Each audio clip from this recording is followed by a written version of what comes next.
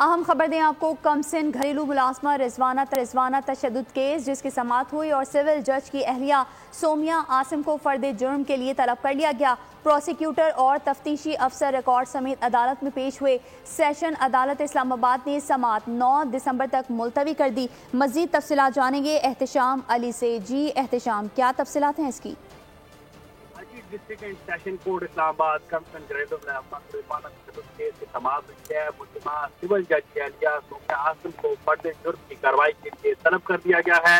سماعت سول جج عمر شفیع کی عدالت میں ہوئی ہے اور ملزمہ سومیا عاصم عدالت پیش ہوئی، جبکہ ملزمہ کے وکیل جو ہے عدالت میں پیش ہوئے۔ پروسیکیوٹر جو ہے وہ ریکارڈ کے سمیت عدالت میں پیش ہوا اور عدالت میں اس نے یہ بتایا ہے کہ چالان عارضی ہے، ختمی نہیں ہے، لیکن ٹرائل شروع کرنے کے لیے اور فرد جرم کے لیے کافی ہے۔ اور یہ بھی ساتھ ساتھ میں آپ کو واضح کرتے چلوں کہ یہ جو ملزمہ ہیں انہوں نے کمسن جو ملازمہ رضوانہ تھی اس پر اتنا تشدد کیا تھا کہ وہ ہاسپٹل پہنچ گئی تھی اور زندگی کی کشمکش کے بعد وہ جو ہے اس سے واپس آئی تھی، اور اس کے ساتھ ساتھ اس کیس کو میڈیا نے بڑا ہائی لائٹ کیا تھا۔